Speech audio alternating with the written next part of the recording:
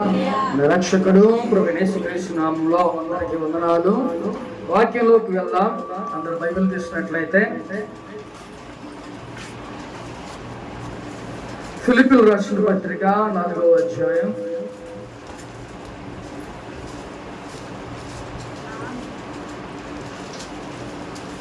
ఫిలిప్పీయులకు రాసిన పత్రిక 4వ అధ్యాయం.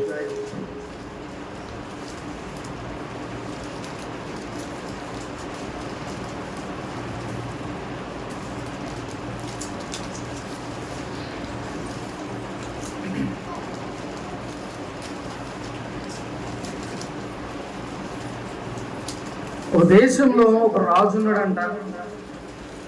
అందరికి చూడండి, ఒక దేశంలో ఒక రాజు ఉన్నాడంట. ఆ రాజు కుమారుణ్ణి ఏం చేశారంటే బంధించి ఆయన చెరపట్టబడి ఆయన వేరే దేశానికి తీసుకువెళ్ళారంట. తీసుకువెళ్తే ఆ కుమారుడు ఏ దేశంలో ఎక్కడున్నాడో ఏంటో ఆ రాజుకు తెలియదు. అయితే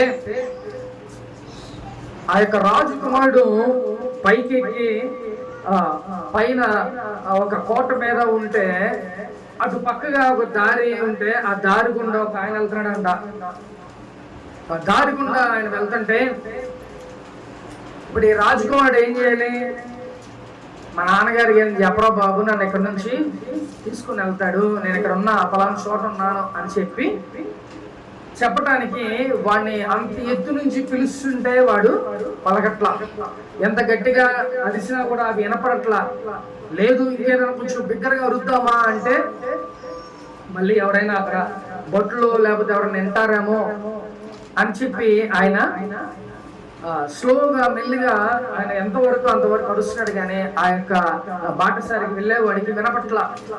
అయితే ఆయన ఏం చేశాడంట, మొట్టమొదటిగా ఆయన చేతికున్న బంగారపు కడియాన్ని ఇసిరేసాడు. అట్లా ఇసిరేస్తే ఆ ముందు పడింది.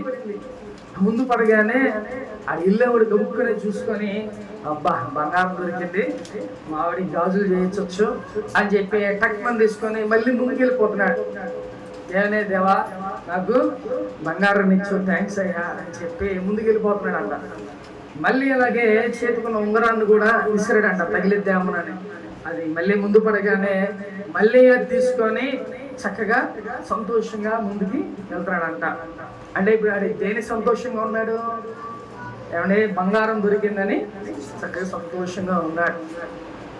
మనకు కూడా దొరికితే బాగుంది కదా. ఏమంటే వాడికి ఆ యొక్క బంగారం దొరకగానే చక్కగా ముందుకు వెళ్ళిపోతున్నాడు. అంటే ఇంకా ఏదైనా దొరికిద్దామో అనుకుంటా వెళ్తున్నాడు. కానీ ఎవరో వేసారో లేకపోతే ఎక్కడ ఏంటని చుట్టుపక్కల ఎక్కడ కూడా ఎతకట్లా. సరే, ఆ రాజు కుమారుడు ఏం చేశాడంటే ఒక రాయి దొరికేసరికి ఆ రాయి తీసుకొని వేసి కొడితే నెత్తికి తగిలిందంట. అప్పుడేమైంది? నెత్తికి తగిలి తెడి చూస్తాడు వెంటనే పైకి, ఎవర్రా బాబు కొట్టిందని చెప్పి పైకి చూశాడు. అప్పుడు రాజకుమారుడు ఏం చేశాడంట, నేను ఇక్కడ ఉన్నానని మా నాన్నగారికి తెలిసి చెప్పాడు. ఇప్పుడు ఈ పాఠశాల వెళ్ళేటప్పుడు చక్కగా బంగారం నగలన్నీ దొరికితే హ్యాపీగా తీసుకొని వెళ్తున్నాడు. అంటే హ్యాపీగా ఉంది వాడికి. అది ఒక దెబ్బ తగిలేసరికి ఏమైందంట, రాయి పెట్టి వెంటనే ఆడికి నొప్పి అనిపించి ఎవర్రా బాబు కొట్టిందని చెప్పి. ఈ లోకంలో మనం కూడా మన పరిస్థితులు బాగున్నప్పుడు, మనం చక్కగా ఉన్నప్పుడు ఎలాగుంటుందంట, చక్కగా హ్యాపీగానే ఉంటుంది మన లైఫ్. నీకు డబ్బు ఉన్నప్పుడు సంతోషంగా ఉంటావు, లేకపోతే నీ జీవితంలో చక్కగా డబ్బులు ఉంటే హ్యాపీగా ఉంటావు, లేకపోతే నీ జీవితంలో ఆరోగ్యం ఉన్నప్పుడు హ్యాపీగానే ఉంటావు. కానీ ఎప్పుడైతే మనకి దెబ్బ తగిలిద్దో, అంటే దేవుని దగ్గర నీ దగ్గర డబ్బు ఉంటే, లేకపోతే నీ దగ్గర బంగారం ఉంటే, లేకపోతే నీకు సంతోషంగా ఆరోగ్యం ఉంటే నువ్వు దేవుని మాట వినవు. అందుకని క్రైస్తవులకి అప్పుడప్పుడు దేవుడు కొనుక్కొని వెళతా ఉంటాడు. ఎందుకనో తెలుసా? వెంటనే దేవుని దగ్గరికి వస్తారు అని చెప్పి దేవుడు అలా పెడతా ఉంటాడు. అందుకనే మనం సంతోషంగా ఉంటే ఏం చేస్తాం? అటు ఇటు ఎటు చూడం. అంటే దేవుని వైపు మనం అసలు చూడం, హ్యాపీగా వెళ్ళిపోతా ఉంటాం. అదే ఒకసారి నెత్తి మీద రాయి పెడితే కంపల్సరీగా దేవుడు గుర్తొస్తాడు. మొట్టమొదటి ఏం చేస్తాం? అయితే డాక్టర్ దగ్గరికి వెళ్తాం, లేదా ఆలుగురు చేతులు ఎత్తేస్తే ఎవరి దగ్గరికి వెళ్తాం? దేవుని దగ్గరికి వెళ్తాం. మనం కూడా అటు విధంగా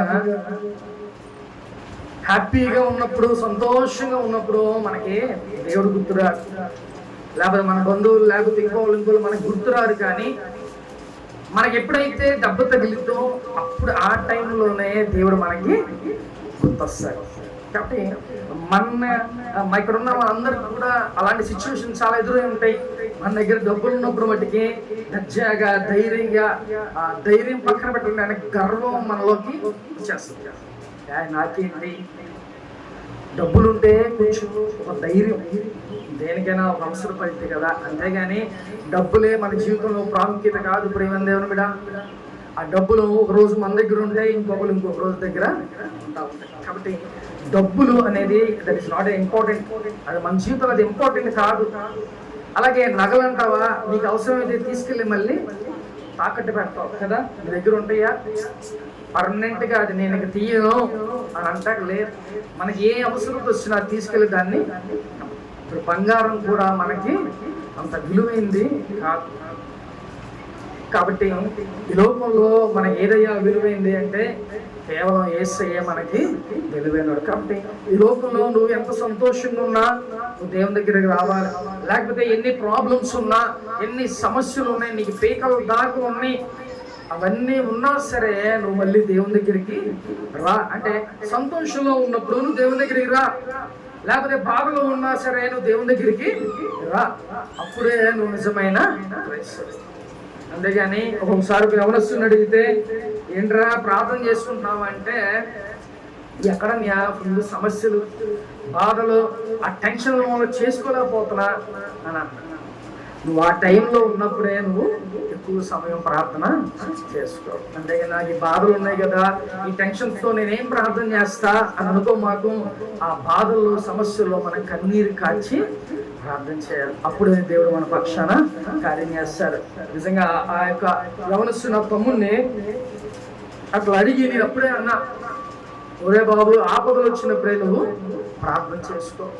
అంటే వాడి కుటుంబ బాధ్యత అంతా వాడి మీద పడిపోయింది, లేకపోతే అనేకమైన సమస్యలతో ఉన్నాడు. నేను అన్నా, అప్పుడే నువ్వు ప్రార్థన చేయి, దేవుని పక్షాన కార్యం చేస్తాడు.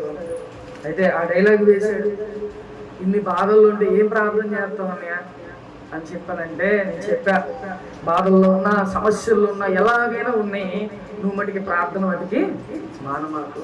నిజంగా అట్లా ప్రార్థన చేసుకుంటా ఉండగా దేవుడు ఏం చేశాడు తెలుసా? 1 by 1 అంటే వాడుకున్న బంధకాలన్నీ తెగిపోయినాయి. సాతాను ఎన్ని ద్వారాలు అయితే మూసేశాడో అనేకమైన ద్వారం, ఒక్కొక్కటి ద్వారం దేవుడు తెరుస్తా ఆ యవనస్తుని దేవుడు ఇంకా ముందుకి కొనసాగించాడు. కాబట్టి నువ్వు కూడా ఒకవేళ బాధల సమస్యలు వచ్చినప్పుడు నువ్వు కృంగిపోయి ఇంకా నేనేం ప్రార్థన చేస్తాలే అంటే అదొక సాకు. మనకి మామూలుగానే మనం ప్రార్థనలు చేసుకోమనుకోండి, బాధలు వచ్చినప్పుడన్నా ఏం చేయాలంట, చక్కగా బోరుమని ఏడవాలి, దేవుని దగ్గర కూర్చోండి, కన్నీరు కాచి ప్రార్థన చేయాలి. అప్పుడే దేవుడు మన ప్రార్థన ఆలకిస్తాడు. అదే బాధలు వచ్చినాయి కదా అని మనం అలాగా నీరసించిపోయి లేదో ఆలోచనలు ఉండిపోయి మనం ప్రార్థన చేసుకోకపోతే మన జీవితంలో కార్యాలు మెల్లిగా స్లో అయిపోతాయి. అంటే త్వరగా అవ్వాల్సిన ఏమైపోతాయి, మెల్లిగా జరుగుతాయి ఎప్పటికైనా. కానీ నువ్వు చేసే ప్రార్థనకి దేవుడు ఏం చేస్తాడు, త్వర పెడతాడు. నీకున్న బంధకాలన్నీ తెంపేస్తాడు. ఒకవేళ సాతాను కూడా వాటన్నిటిని ఒకవేళ అడ్డుకుంటే వాటన్నిటి నుంచి దేవుడు తొలగిస్తాడు. ప్రేమైన దేవుడు కూడా. కాబట్టి ఇప్పుడు ఆ బాటసారి మనమే అనుకో, బంగారం లేకపోతే డబ్బులు అన్నీ మన దగ్గర ఉన్నాయి, సంతోషమే.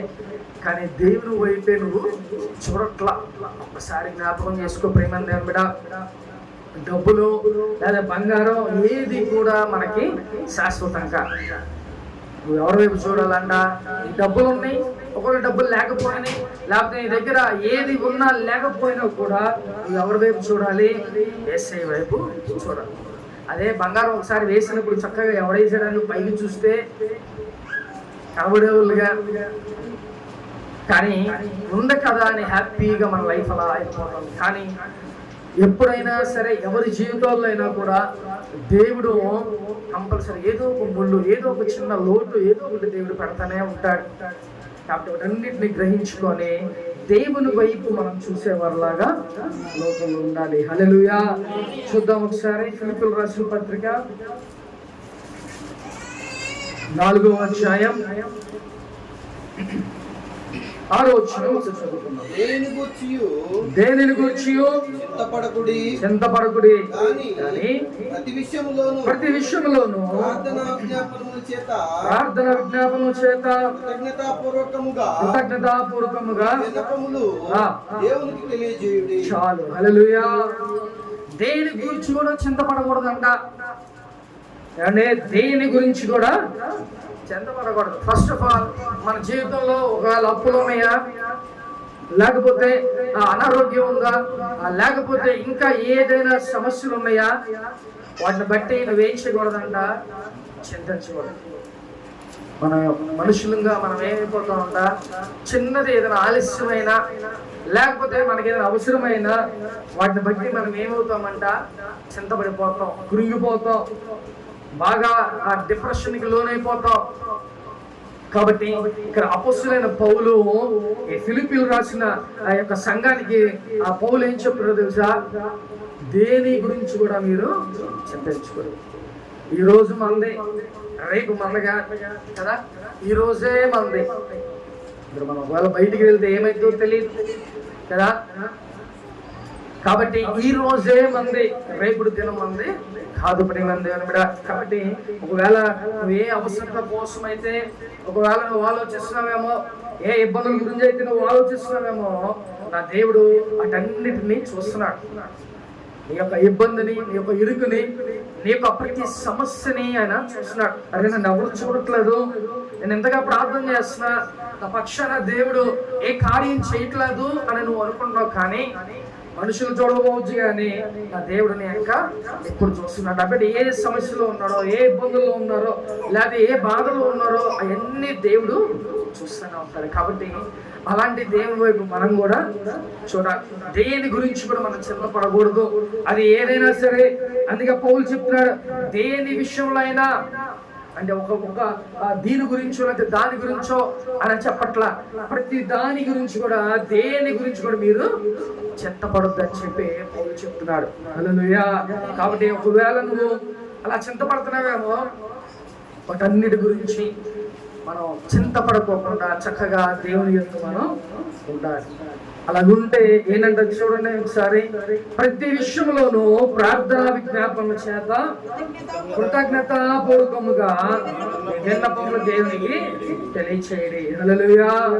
ఎలాగంట, ప్రతి విషయంలో ఏ సమస్య రాని, ఏ బాధలు రాని, వాటి విషయంలో ఏం చేయాలంట, ప్రార్థనా విజ్ఞాపనల చేత కృతజ్ఞతాపూర్వకముగా మీ విన్నపములు దేవునికి తెలియచేయడం. మొట్టమొదటిగా ఏం చేయాలంట, ప్రార్థన చేయాలి. అంటే ప్రార్థన చేయడం అంటే, ప్రార్థన ఎలాగలా చేస్తారో తెలుసా? ప్రార్థన మనం ఏకాంతంగా ప్రార్థన చేసుకుంటాం, లేకపోతే సంఘాల్లో ప్రార్థన చేస్తాం, లేకపోతే ఒక నలుగురు కలిసి ఒక ఫెలోషిప్ లాగా విజ్ఞాపన చేస్తాం. ఇలా రకరకాలుగా ఏకాంత ప్రార్థన, ఇవన్నీ కూడా మనం ప్రార్థన చేసుకుంటాం. కాబట్టి మొట్టమొదటిగా ఏ విషయంలో అయినా మొట్టమొదటిగా పౌలు ఆ సంఘానికి ఏం చెప్తున్నాడంటే, ముందుగా ప్రార్థన చేసుకోమంటున్నాడు. కాబట్టి ఈ సమస్యల గురించి నువ్వు ప్రార్థన చేస్తున్నావా, లేకపోతే నీ యొక్క బాధల గురించి నువ్వు ప్రార్థన చేస్తున్నావా, లేకపోతే చింతిస్తున్నావా? ఒకసారి ఆలోచించు. మొట్టమొదటిగా పౌలు ఆ సంఘానికి నువ్వు ప్రార్థన చెయ్యి అని చెప్పి చెప్తున్నాడు.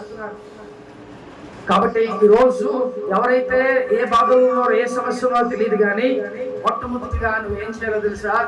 ప్రార్థన చేసుకో.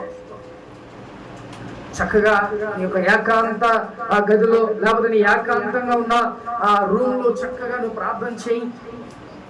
లేకపోతే ఆ ఇంట్లో అందరు కలిసి ప్రార్థన చేయండి, లేకపోతే సంఘ బిడ్డలు అందరూ కలిసి కూడా ప్రార్థన చేస్తే ఆ ప్రార్థన దేవుడు ఆలకిస్తాడు. కాబట్టి ప్రతి విషయంలో అయినా సరే నువ్వు మొట్టమొదటిగా ప్రార్థన చేయాలని దేవుడు మనతో మాట్లాడుతున్నాడు. హల్లెలూయా. కాబట్టి రోజు నువ్వు ప్రార్థన చేస్తున్నావా ప్రేమ దేవుని బిడ్డ? లేకపోతే చింతిస్తున్నావా? ఏ విషయంలో చింతిస్తున్నావు? ఆ యొక్క చింతల గురించి, ఆ బాధల విషయంలో ఏం చేయాలి? దేవుని దగ్గర నువ్వు మొరపెట్టాలి, ప్రార్థన చేయాలి. అలాగే రెండవదిగా ఏం చెప్తున్నాడు? విజ్ఞాపన చేత, అంటే విజ్ఞాపన చేయమని మాట్లాడు. మొట్టమొదటిగా ఏం చేయాలంట? ప్రార్థన. అలాగే రెండవది ఏం చేయాలంట?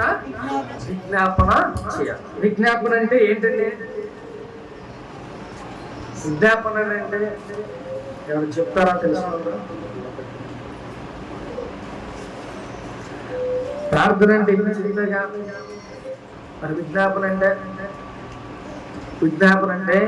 ఒక 4-5 మనం కూర్చుంటాం. ఆ కూర్చున్నప్పుడు ఏం చేయాలి తెలుసా? ఒక అంశం గురించి ఒకళ్ళ తర్వాత ఒకళ్ళు చేయటం అనేది విజ్ఞాపన. దేవునికి విజ్ఞాపన అంటే చాలా చాలా ఇష్టం. కాబట్టి ప్రేమ దేవుని బిడ్డ, ఏకాంతంగా నీ ఇంట్లో నువ్వు చేసుకుంటావు, అది మంచిదే. కానీ విజ్ఞాపనలో చక్కగా దేవునికి ఎంతో ప్రీతికరముగా ఉంటుందని అపోస్తలుడు పౌలు చెప్తున్నాడు. విజ్ఞాపన చక్కగా ఏ సమస్య ఉంది, ఒకళ్ళ ఒంట్లో బాధ, లేకపోతే ఒకళ్ళ సమస్యల్లో ఉన్నారు, లేకపోతే ఒకళ్ళ బాధలో ఉన్నారు, ఏం చేయాలి? సంఘమంతా విజ్ఞాపన చేయాలి. వాడు పాడైపోతున్నాడులే, లేకపోతే ఆ కుటుంబం నాశనం అయిపోతుందా, నాకెందుకు అని అంటే సంఘానికి రావటమే వేస్ట్. సంఘంలో ఒకరు బాధపడుతున్నారంటే మనం ఏం చేయాలంట? అందరూ విజ్ఞాపన చేయాలి. ఎవరు ఏ సమస్యలు ఉన్నారో ఆ సమస్యల గురించి, ఆ సమస్య అందరికీ వస్తుంది, ఒకరికే కాదు ప్రియమైన దేవుని బిడ్డ. ఆ సమస్య ప్రతి ఒక్కరికి వస్తూనే ఉంటది.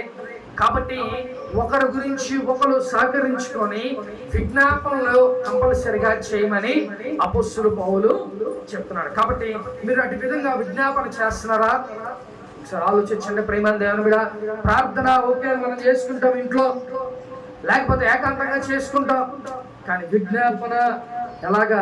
సమస్య గురించి భారం కలిగి అందరూ కలిసి కూర్చొని ప్రార్థన చేసే అనుభవం మనకుందా? ఒకసారి ఆలోచించండి. కాబట్టి ప్రేమ దేవుని మీద అటు విధంగా మనం విజ్ఞాపన చేయాలి. కాబట్టి ఇక్కడ అపోస్తలుడు పౌలు ఏం చెప్తున్నాడు? దేని గురించి కూడా మొట్టమొదటిగా ప్రార్థన చేయి, లేకపోతే ఏం చేయాలంట? విజ్ఞాపన చేయి.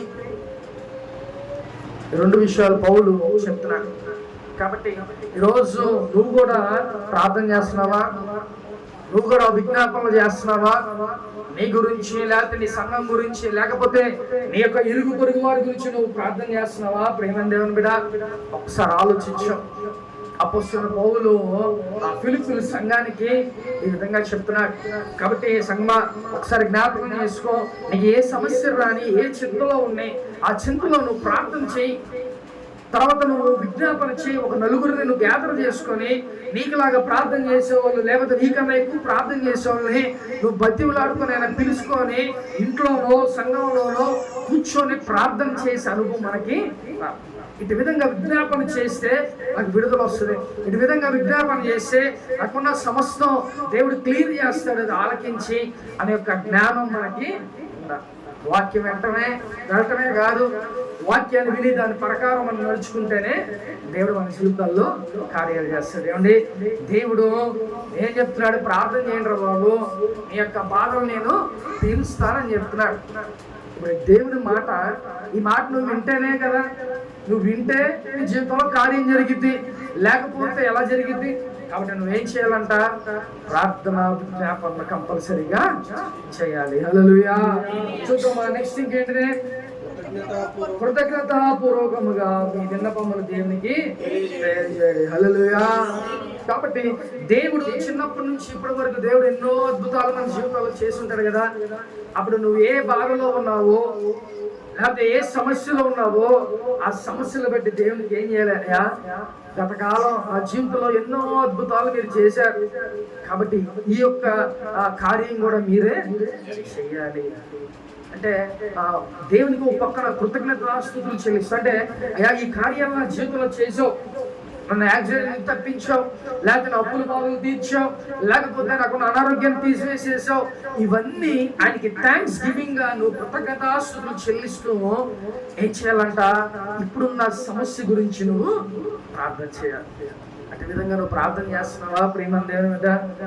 ఎందుకంటే దేవుడు మన ప్రార్థనని అలాగే మన విజ్ఞాపనని ఆయన ఆలకించేవాడు. ఆయన మనల్ని చూసే దేవుడు కాబట్టి నువ్వేం చేయాలంట?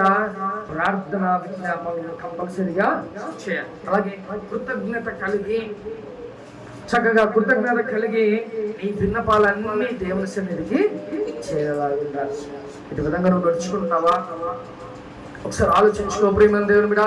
ఆ సంఘానికి, ఆ ఫిలిప్పీలు రాసిన ఆ సంఘానికి ఆయన ఒక పత్రిక లేఖ రాస్తూ ఆయన హెచ్చరిస్తున్నాడు. అయ్యా, మీరు ఎలా పడితే అలా ఉండమాకండి. చక్కగా ఆ దేవుని గురించి కూడా చింతపడద్దు. మన దేవుడు మన జీవితాల్లో కార్యం చేసే దేవుడు కాబట్టి మీరు చక్కగా ఆ దేవుని గురించి కూడా చింతపడకోకుండా ప్రతి విషయంలో మీరు ప్రార్థన చేయాలి. ప్రతి విషయంలో మీరు విజ్ఞాపన చేయాలి. ప్రతి విషయంలో మీరు కృతజ్ఞత స్తుతులు కలిగి ఆయన విజ్ఞాపన ఆయనకి చేయాలి. హల్లెలూయా. కాబట్టి ప్రేమ దేవుడు అటు విధంగా నువ్వు ఉన్నావా? ఒకసారి ఆలోచించు. ప్రార్థన చేసుకుంటాం. అలాగే నీకున్న సమస్య నువ్వు ఒక్కదానివే చేసుకుంటే, లేకపోతే నువ్వు ఒక్కడవే చేసుకుంటే అది నువ్వు జయించలేవు. కాబట్టి నీతోటి సంఘర్షణలో నీతోటి ఆ ప్రార్థన పరులు ఎవరైతే ఉన్నారో వాళ్ళను గ్యాదర్ చేసుకొని, అయా ఈ సమస్య గురించి మనం ప్రార్థన చేద్దాం అని చక్కగా నువ్వు ఒక గ్యాదర్ చేసుకుని ఒక ఫెలోషిప్ లాగా మీరు ప్రార్థన చేసుకోగలిగితే దేవుడు గొప్పగా ఆ ప్రార్థన దేవుడు ఆలకిస్తాడు. ప్రేమ దేవుడు కూడా అటు విధంగా నువ్వు ఉన్నావా? ఒకసారి ఆలోచించు ప్రేమ దేవుని మీద. పౌలు ఆ ఫిలిప్పీలకి రాస్తూ ఆయన చక్కగా క్లియర్ గా ఆ సంఘానికి చెప్తున్నాడు. ఎందుకంటే అదంతా ఆ సేవకుడు చెప్తున్నాడంటే ఆయన ఒక ఎక్స్పీరియన్స్, ఆయన అన్ని అనుభవించిన వాటన్నిటిని విశ్వాసులకి చెప్తాడు. ఇలా ఉండండి, దేవుడు కార్యం చేస్తాడు. ఇలా నడుచుకోండి, దేవుడు కార్యం చేస్తాడు అని పౌలు ఆ సంఘానికి చెప్తున్నాడు. ప్రియమైన దేవుని బిడ్డ, కాబట్టి ఒకసారి ఆలోచించండి. నువ్వు కూడా అలా జీవిస్తున్నావా? ఒకసారి ఆలోచించు. మన జీవితంలో ఈ కార్యం జరగట్లేదు అని అనుకుంటున్నావే కానీ ఎందుకని జరగట్లా? మనం ఎంతవరకు ఉంటున్నాం? ఎంతవరకు ప్రార్థన చేస్తున్నాం? ఎంతవరకు మనం విజ్ఞాపనం చేస్తున్నాం? ఎంతవరకు మనం కృతజ్ఞతాస్తుతులు దేవుడికి చెల్లిస్తున్నాం? ఒకసారి జ్ఞాపకం చేసుకో ప్రియమైన దేవుని బిడ్డ. నువ్వు అలా ఉంటే దేవుడు నువ్వు చింతపడే ప్రతి చింతని దేవుడు నీ దగ్గర నుంచి దూరం చేస్తాడు. హల్లెలూయా. కాబట్టి పౌలు ఇటు విధంగా చెప్తున్నాడు. నిజంగా యోబు కూడా ఆయన ఉన్న సమస్తాన్ని కోల్పోయినప్పుడు కూడా ఆయన ఏం చేస్తున్నాడంట? అయ్యా, గొప్ప దేవుడు అయ్యా, నువ్వు నా జీవితంలో ఈ కార్యాలు చేసావు, నా జీవితంలో అద్భుతం చేసావు, నువ్వు ఇస్తేనేగా నాకు ఇవన్నీ వచ్చినాయి.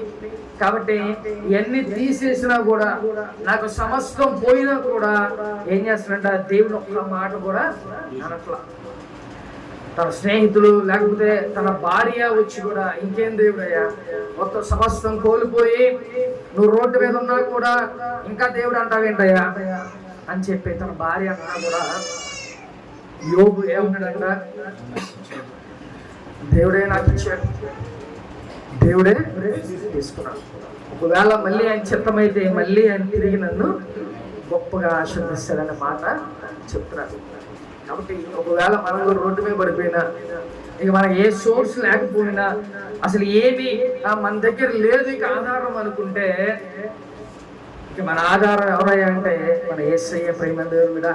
కాబట్టి యోగులాగా మనం కూడా చెన్నై ఎంతగా ప్రార్థన చేస్తున్నానే, నా జీవితంలో ఎందుకు కార్యం చేయట్లా, నా జీవితం ఎందుకని శ్రమలు, ఈ యొక్క బాధలు ఎందుకు అని చెప్పి మనం అనుకుంటూ ఉండొచ్చు.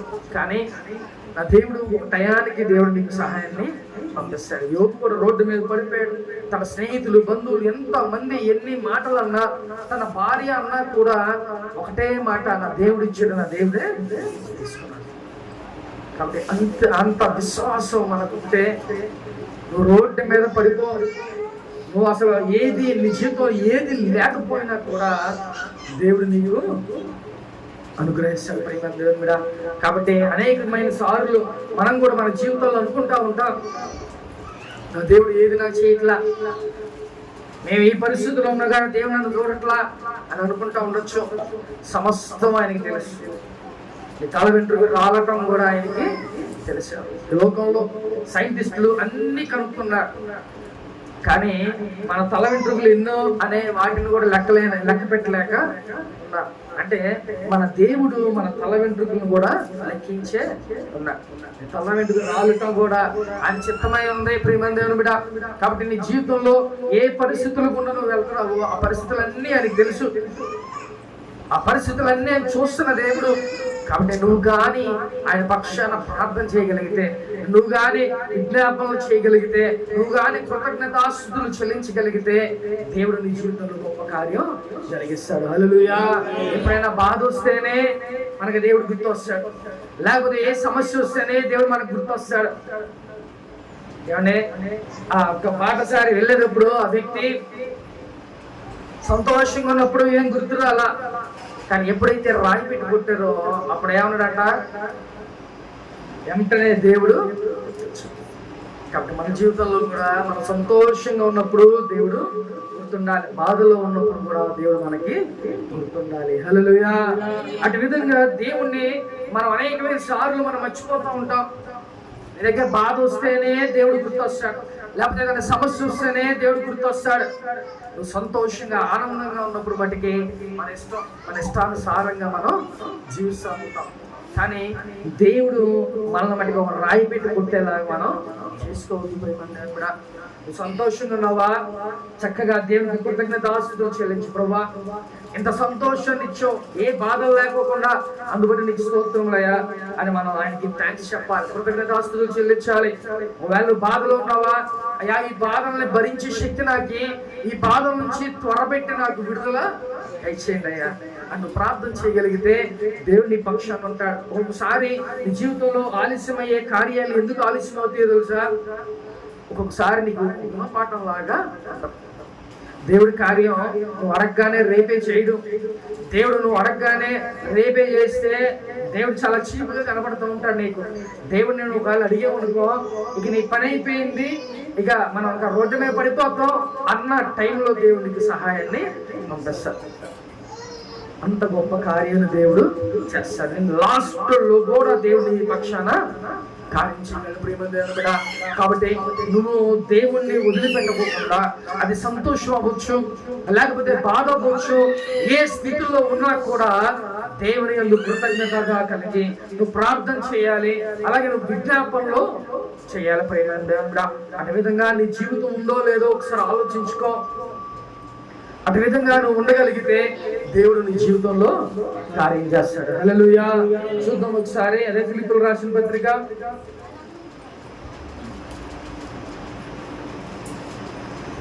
4వ అధ్యాయం 11-12 ఒకసారి చదువుతున్నాం. నాకు పొదువ కలిగినందున నేను ఇలాగ చెప్పుటలేదు. నేనే స్థితిలో ఉన్నా ఆ స్థితిలో సంతృప్తి కలిగి ఉండా నేర్చుకొని ఉన్నాను. దీన స్థితిలో ఉండనెరుగుదును, సంపన్న స్థితిలో ఉండనెరుగుదును. ప్రతి విషయములోను అన్ని కార్యములలోను కడుపు నిండి ఉండుటకును, ఆకలి ఉండుటకును, సమృద్ధి కలిగి ఉండుటకును, ఏమిలో ఉండుటకును నేర్చుకొని ఉన్నాను. చాలు. హల్లెలూయా. ఇక్కడ అపోస్తలుడు పౌలు ఆ సంఘానికి ఏం చెప్తున్నాడంటే, ఫిలిప్పీ సంఘానికి, నేను ఉన్న స్థితిలో ఉన్నా, అప్పుడు అన్ని అనుభవించా, అలాగే నాకు లేని స్థితిలో ఉన్నా, అప్పుడు కూడా నేను అన్ని అనుభవించా. అంటే మన దగ్గర డబ్బు ఉన్నప్పుడు ఎలాగుంటాం, మన కుటుంబంలో సమృద్ధి ఉంటుంది, లేకపోతే మన బంధువులు వచ్చేస్తారు మన దగ్గరికి, ఇకంతా ఎలా ఉంటుంది, సూపర్గా కలగల్లాడిపోతా ఉంటుంది.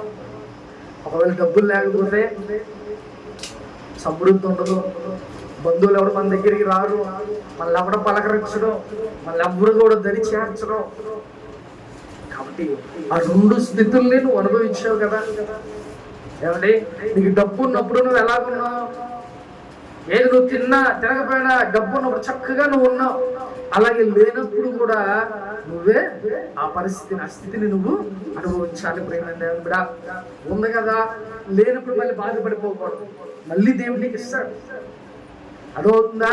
దేవుడు అప్ అండ్ డౌన్స్ లో ఉంటే మన పరిస్థితులు ఎప్పుడు, క్రైస్తవులు ఎప్పుడు కూడా మనకి సజావుగా మన లైఫ్ సాగిపోదు ప్రియమైన దేవుని బిడ్డ. ఎప్పుడు కూడా మనకి శ్రమ, ఏదో ఒక చిన్న శ్రమ మనకి వస్తూనే ఉంటుంది. కాబట్టి దాన్ని ఏం చేయాలి? జయించే శక్తి మనకు కావాలి. దాన్ని ఓవర్కమ్ చేసి దాన్ని దాటే ఆ పరిస్థితి మనకి కావాలి కూడా. కాబట్టి ఒకవేళ నీ దగ్గర డబ్బులు ఉన్నాయి, చక్కగా సంతోషంగా ఉంటున్నావు, ఒకవేళ నీ దగ్గర లేకపోతే ఆ బాధను కూడా నువ్వు అలవాటు చేసుకో. అందుకనే పౌలు ఇక్కడ అంటున్నాడు, నేను ఉన్న స్థితిలో ఉన్నా, అలాగే లేని స్థితిలో ఉన్నప్పుడు కూడా ఈ రెండు పరిస్థితులు నేను అడ్జస్ట్ చేసుకున్నా. కాబట్టి మీరు కూడా అట్టి విధంగానే ఉండండి. లైఫ్ లో అలా విధంగా మీరు సాగిపోండి. ఉన్నప్పుడు ఓకే, ఉన్నా చక్కగా అనుభవిస్తున్నాం, తింటున్నాం. అలాగే లేనప్పుడు కూడా ఎలా చేయ ఉండాలంట, మనం ఏ శ్రమ వచ్చినా లేకపోతే ఉన్నది ఏదైనా అది తిని మనం హ్యాపీగా మళ్ళీ కొద్ది రోజుల్లోనే దేవుడు మళ్ళీ నీకు గొప్పగా నిన్ను ఆశీర్వదించిపోతాడు. హల్లెలూయా. కాబట్టి ప్రియమైన దేవుడా, చక్కగా ఏ కొదువైనందులో నేను ఇలాగ చెప్పలేదు, కానీ నేనున్న స్థితిలో ఉన్న ఆ స్థితిలో సంతృప్తి కలిగి ఉన్నట నేర్చుకొని ఉన్నా. ఏ పరిస్థితుల్లో డబ్బులు ఉన్నాయి లేకపోయి, లేకపోతే ఆరోగ్యం ఉన్నాయి లేకపోయినా, ఏ పరిస్థితుల్లో ఉన్నా ఒకే లెవెల్ భక్తి నువ్వు మెయింటైన్ చేయాలి. అంతేగాని నీ దగ్గర డబ్బులు ఉన్నప్పుడు దేవుడు, డబ్బులు లేనప్పుడు ఏమో దేవుడు నాకు ఏం చేశాడులే అని మనం ఏం చేస్తాం, దేవుడిని మర్చిపోయి సంఘాలకు రావడం కూడా మర్చిపోతూ ఉంటాం, దేవుని దగ్గరికి రావడమే మర్చిపోతాం. కాబట్టి ప్రియమైన దేవుని కూడా, నీకు ఎప్పుడైతే బాధలు సమస్యలు వస్తాయో అప్పుడే నువ్వు దేవుని దగ్గరికి పరిగెత్తుకుంటూ రావాలి. లేని స్థితిలో ఉన్నప్పుడైనా, ఉన్న స్థితిలో ఉన్నైనా సరే, వాటన్నిటిని నువ్వు అడ్జస్ట్ చేసుకొని నీ లైఫ్ను నువ్వు కొనసాగిపోవాలి. ఎవరైనా చూడాలి, దేవుని వైపు చూస్తూ కొనసాగిపోవాలి. ఆయన వైపు చూస్తూ మనం వెళ్ళిపోవాలి. మన దగ్గర డబ్బులు ఉన్నాయా, లేకపోతే మన దగ్గర బంగారం ఉందా, లేకపోతే మనకు ఆరోగ్యం ఉందా, వీటంక కాదు మనం చూసేది. అవి ఉన్నా లేకపోయినా కూడా దేవుని ఇంకే మనం చూసుకుంటూ వెళ్ళిపోవాలి. హల్లెలూయా. కాబట్టి పౌలు ఏ స్థితిలో ఏ పరిస్థితిలో ఉన్నా కూడా ఆ పరిస్థితుల్లో నేను చక్కగా వాటిని అలవాటు చేసుకున్నా. ఏదో అన్నం ఉన్నప్పుడు తింటాం, లేదా గంజైనా తాగి ఉంటాం. అంటే ఈ పరిస్థితులన్నిటినీ ఆయన అలవాటు చేసేసుకున్నాడంట. కాబట్టి ప్రియమైన దేవుని బిడ్డ, మనం కూడా దేనికి కూడా కృంగిపోకూడదు, దేనికి కూడా బాధపడకూడదు. మన దగ్గర ఉన్నప్పుడు మనమే తింటాం, లేనప్పుడు కూడా మనమే ఉంటాం. కాబట్టి నీ దగ్గర ఉన్నప్పుడు విరవేయకూడదు, అలాగే లేదని చెప్పి కూడా నువ్వు బాధపడకూడదు. అన్ని పరిస్థితులు కూడా నువ్వు చక్కగా వాటిని బట్టి మనం నడుచుకుంటూ వెళ్తే దేవుడు ఆ పరిస్థితులు మారుతూ ఉంటాయి. భూమి గుండ్రంగా తిరిగిద్ది, అలా తిరిగి మళ్ళీ ఒకే చోటకి అది వస్తుంది. కాబట్టి నీ దగ్గర లేదు, కొన్ని రోజులకి దేవుడు మళ్ళీ నిన్ను బ్లెస్ చేస్తాడు. ఎందుకో తెలుసా, నువ్వు గబుక్కనే నీ కళ్ళు ఏమైపోతుందంటే నెత్తి మీదకి వచ్చేస్తాయి. ఒక్కొక్క పరిస్థితుల్లో మన యొక్క కళ్ళు నెత్తి మీదకి వచ్చేస్తే ఎవరు మనుషులు కనపడరు. కానీ అదే మళ్ళీ ఒకసారి డౌన్ అయిందనుకో ఏమైపోద్దంట, కళ్ళు మళ్ళీ కరెక్ట్ దగ్గరికి వచ్చేస్తాయి. అందుకనే రౌండ్ గా సర్కిల్ వేస్తా ఉంటారు భూమి. అది ఎక్కడ మొదలైందో మళ్ళీ అలాగే అక్కడికే. కాబట్టి ఈ పరిస్థితి కూడా ఒక్కొక్కసారి మనం తెలియకోకుండా దేవుని అనుకుంటా ఉంటాం, కానీ ఒక్కొక్కసారి కొన్ని పరిస్థితుల మూలాన కూడా మనం ఎలా ఉంటాం, అవన్నీ గుణపాఠాలు దేవుడు మనకి నేర్పిస్తూ ఉంటాడు. కాబట్టి వాటి గురించి మనం చింతపడవసరంలా. ఏం చేయాలంటే ఆ పరిస్థితులన్నీ నువ్వు అలవాటు చేసుకొని నువ్వు ప్రార్థన చేయగలిగితే ఆ ప్రార్థనకి దేవుడు జవాబును అనుగ్రహిస్తాడు. హల్లెలూయా. చూద్దాం ఒకసారి 11వ వచనం కూడా చదువుదాం. నన్ను బలపరచు అని అందే నేను సమస్తమును చేయగలను. హల్లెలూయా. ఏమన్నాడంట అపోస్తలుడు పౌలు? నన్ను బలపరచు అని అందే నేను సమస్తమును చేయగలను. ఎవరు మనం బలపరుస్తారండి? యేసయ్యే మనకి బలపరుస్తాడు. నీ బాధలో నిన్ను బలపరుస్తాడు, నువ్వు కృంగిపోయిన స్థితిలో నిన్ను బలపరుస్తాడు, నువ్వు పడిపోయిన స్థితిలో దేవుడు నిన్ను బలపరుస్తాడు. నువ్వు ఒకవేళ ఆ దేవుడిని విడిచి అడ్డదారుల్లో నడిచినా కూడా దేవుడు నిన్ను బలపరుస్తాడు. రా, కమ్ బ్యాక్, దగ్గరికి వచ్చే అని చెప్పి దేవుడు నిన్ను బలపరుస్తాడు. స్ట్రెంగ్స్ దేవుడు నిన్ను బలపరుస్తాడు. ప్రియమైన దేవుని బిడ్డ, కాబట్టి ఎవరైతే నిన్ను బలపరుస్తాడో, ఎవరైతే నిన్ను లేపుతాడో వాడి అందే నువ్వు సమస్తం కూడా దేవుని అందే మనం సమస్తం చేయగలం. నిన్ను బలపరిచేవాడు ఆయనే, నీకు డబ్బులు ఇచ్చేది ఆయనే, లేకపోతే నీకు భార్యనే, లేకపోతే నీ భర్తనే, లేకపోతే నీ పిల్లలు, అన్ని పరిస్థితుల్లో కూడా దేవుడు నీకే సహాయం చేస్తాడు. కాబట్టి ఆయన మనం బలపడుతున్నాం. కాబట్టి ఆయన యందే మనం సమస్తం కూడా చేసేవాళ్ళ ఈ లోకంలో ఉండాలి. హల్లెలూయా. కాబట్టి ప్రియమైన దేవుడా, నిన్ను బలపరచువాని యందే నువ్వు సమస్తం కూడా చేయాలి. కాబట్టి ఎవరి యందు నువ్వు బలపరుస్తున్నావు, ఎవరందు నువ్వు బలంగా నిలబడుతున్నావో వారి యందే నువ్వు చేయాలి. కాబట్టి దేవుని కోసం ఆయన మనం బలపరుస్తున్నాడు, ఆయన మనకు సమృద్ధిని ఇస్తున్నాడు, ఆయన మన ఆరోగ్యాన్ని ఇస్తున్నాడు. కాబట్టి ఆయన కోసం మనం అనేకమైనవి మనం చేస్తాం. ఆయన పని ముందుకు జరగాలంటే ఆయన కోసం మనం పని చేయాలి, ఆయన కోసం మనం పరిగెట్టాలి, ఏదైనా చేసేవారిలాగా ఈ లోకంలో మనం జీవించాలి. కాబట్టి ప్రియమైన దేవుని బిడ్డ, దేవుని కోసం నువ్వు చేసే ప్రతి చిన్న పని కూడా అవి ఎక్కడ ఉంటారో తెలుసా? అది ఎంత పెద్ద బహుమానం తెలుసా? మన పిల్లలంతా చక్కగా దేవుని పని అంటే చర్చి చక్కగా కన్స్ట్రక్షన్ చేస్తున్నారు. మా పాస్టర్ గారు చెప్పిన పనులు మానేసి అయినా చక్కగా చేస్తున్నారు. కాబట్టి దానికి బహుమతి ఏంటో తెలుసా? అది ఎంత పెద్ద బహుమతి ఉంటుందో తెలుసా? నువ్వు దేవుని కోసం ఇచ్చిన, దేవుని కోసం నువ్వు చేసిన అవి ఎంత బహుమతులు అంటే చూద్దాం ఒకసారి. ఫిలిప్పీయులకు రాసిన పత్రిక 4వ అధ్యాయం 3వ వచనం ఒకసారి చదువుదాం. అవును నిజమైన సహకారి ఆ స్త్రీలు క్లెమెంతుతోను నా ఇతర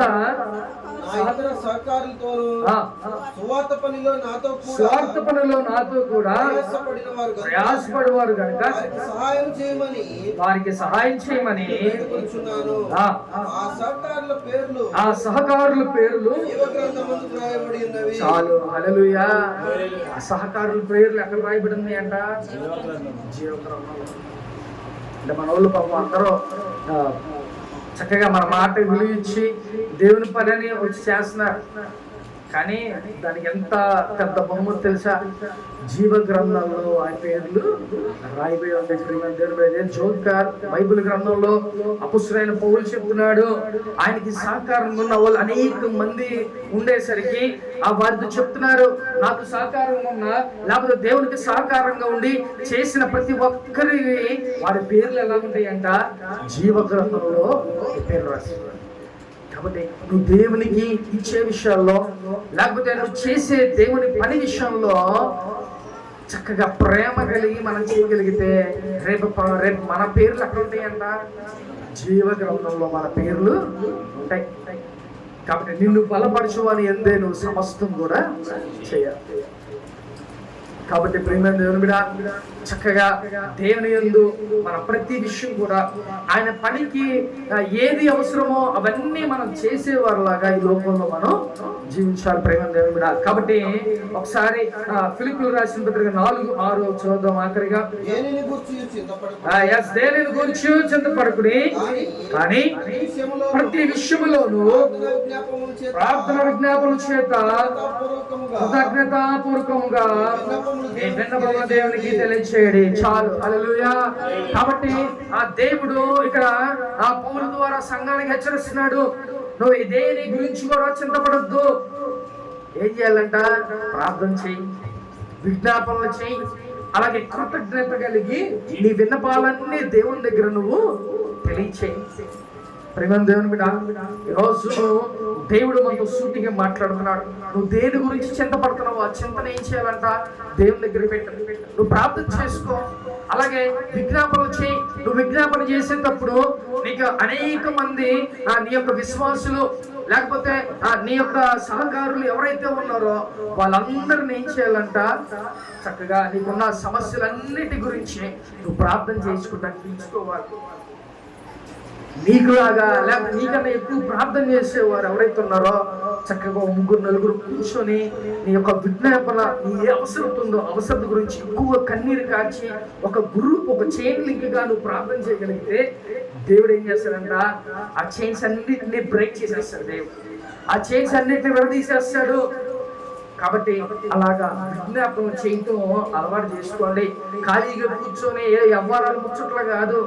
నీకు ఒకవేళ ఖాళీగా ఉన్నావు అనుకో, ఈ సమస్యలు ఉన్నాయి, నువ్వు చింతపడకు, ఆలోచించు, మాకు పడుకొని చక్కగా నీకంటూ నీ యొక్క ఆ తోటి విశ్వాసులు ఎవరైతే ఉన్నారో వాళ్ళు చక్కగా కూర్చొని విజ్ఞాపన చేయండి. ఎందుకంటే విజ్ఞాపన దేవునికి ఎంతో ప్రీతికరము, ప్రేమ దేవుని బిడ్డ. కాబట్టి కూర్చొని చక్కగా విజ్ఞాపనలు చేస్తే వాటన్నిటి నుంచి దేవుడు నిన్ను విడిపిస్తాడు.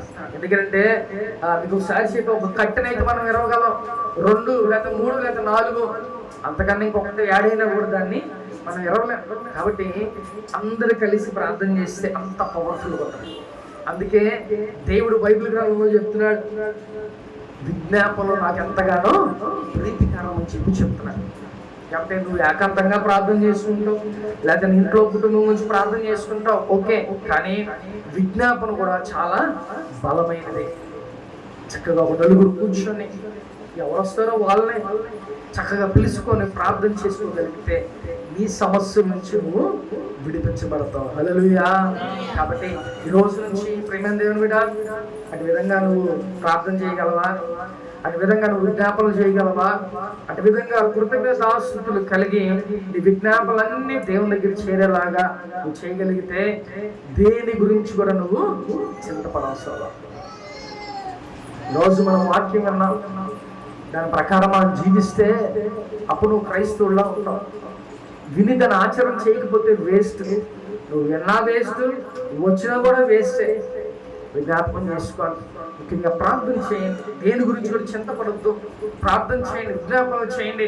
కృతజ్ఞత కలిగి దేవుని దగ్గర ఆయన పాదాల ముందు మన ప్రతి ప్రార్థన విజ్ఞాపనం ఆయన పాదాల ముందు మనం పెట్టగలిగితే దేవుడు ప్రతి చింత నుంచి మనల్ని విడిపిస్తాడు, ప్రతి బంధకాల నుంచి మనల్ని విడిపిస్తాడు, ప్రతి దాంట్లో నుంచి దేవుడు మనకి విడుదలిస్తాడు. కాబట్టి ఈ రోజు నుంచి నువ్వు అలా చేయగలిగితే దేవుడు నీకు ప్రతి సమస్య నుంచి దేవుడు నీకు విడుదలిస్తాడు. హల్లెలూయా. ఆత్మ చూచిన మాట చోకడ వినును గాక. ఆమేన్. అందరూ మోకరించండి, ప్రార్థన చేస్తున్నాం. అందరూ మోకరించా.